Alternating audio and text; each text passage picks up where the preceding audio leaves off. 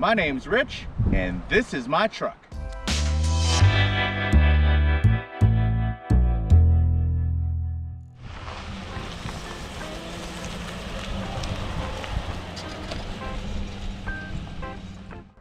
We're at the old St. James Church in McClellanville, South Carolina, and I'm going to talk about my truck.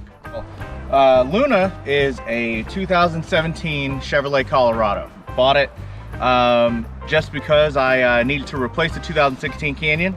Don't remember that.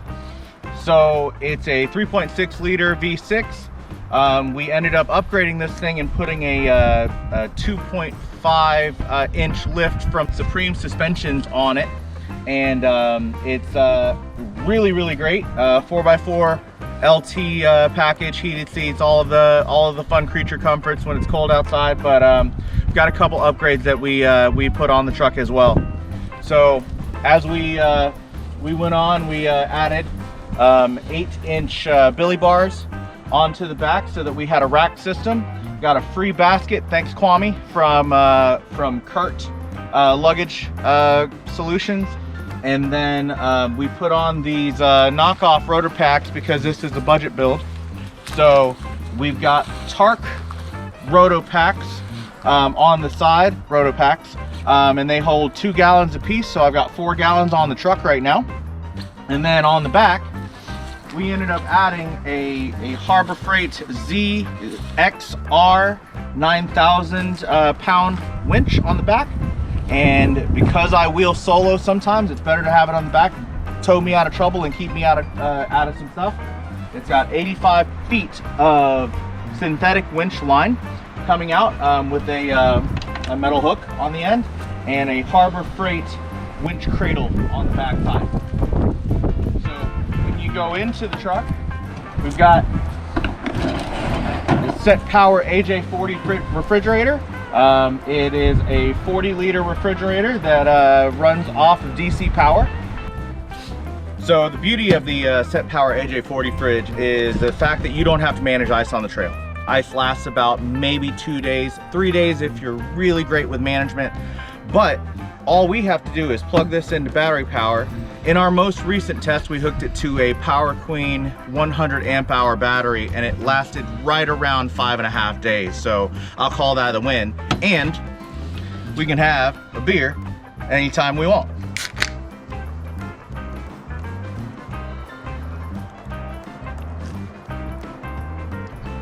All right, so this is a Die-Hard H8 battery. It came out of the 2.8 liter diesel, which is a little bit more electric intensive, but the battery tray in the V6 gas models is big enough to accommodate the battery, but the battery was always smaller. So we went from a 70 amp hour battery to 100 amp hours.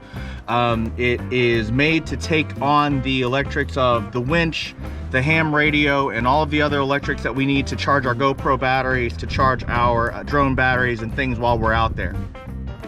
Hooked up to the ham radio, we've got the SBB5 by Comet Industries, and it is a half wave antenna on 2 meter, and this is what we communicate out in the field with.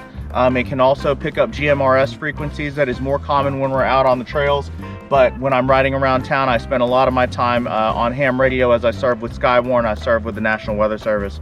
So this is a wonderful radio, wonderful antenna that can pretty much reach any repeaters in town or wherever we are.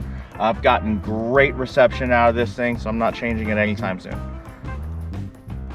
And inside the truck for communications, we've got an ICOM ID5100 ham radio. It is a dual band rig, so it does 2 meter and 70 centimeter. It has the ability to pick up your GPS signal and tell you your coordinates, and also tell you where the GPS satellites are in the area. It also has a really cool feature to pick up any of the ham radio repeaters that are programmed in the radio. It uses the GPS to tell you which one is closest so that you can connect it to it as you're moving. So as we are moving, as we are traveling and overlanding, it's very, very important that we know that we can get on the radio with somebody if we need help, or if we just need some help to understand where we're going, or some things about the local area, so I can pick up on the radio and call out to any ham radio operator that's out there. Great way to stay in touch.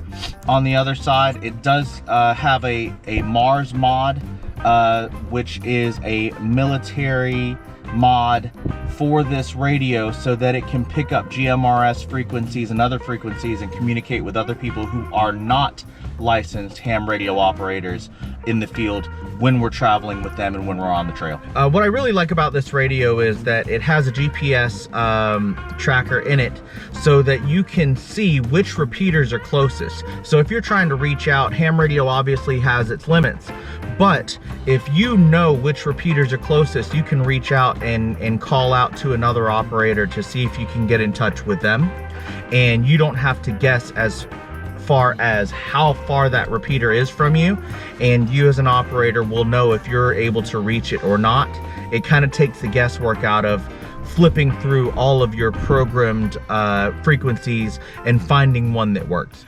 All right, so this is what I got. With our electrics, we have a lot of things that we need to use on the trail. We've got drones, we've got cameras, we've got phones, we've got a lot of electric intensive things. The only way that we can deal with that is if we have a DC control box and a battery.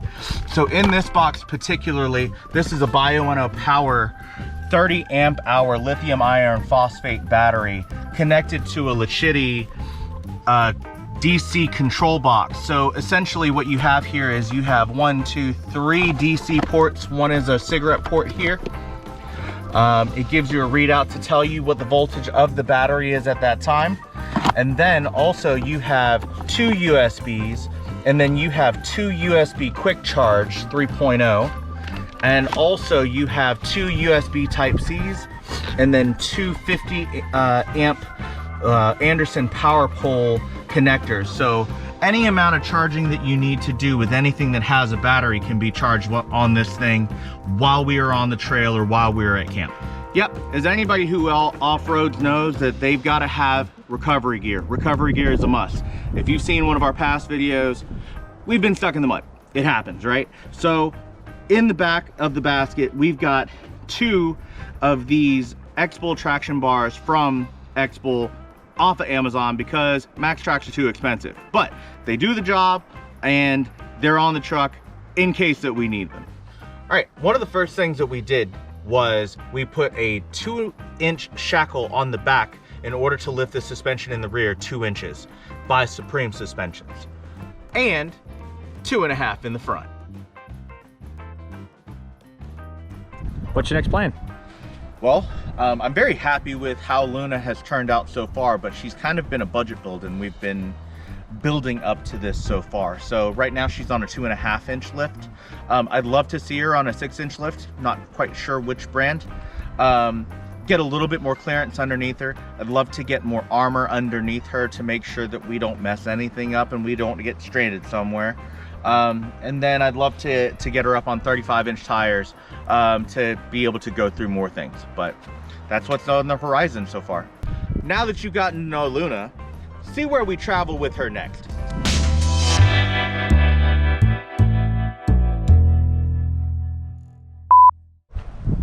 Fuck. Sorry. See what we go through next. That's the same fucking thing. What else was I supposed to say? But you got to know Luna, see how damaged we're gonna make her.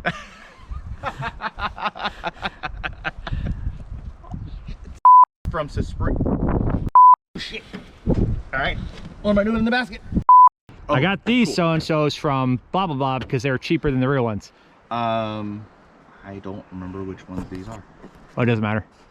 Proof that the basket works. Oh shit.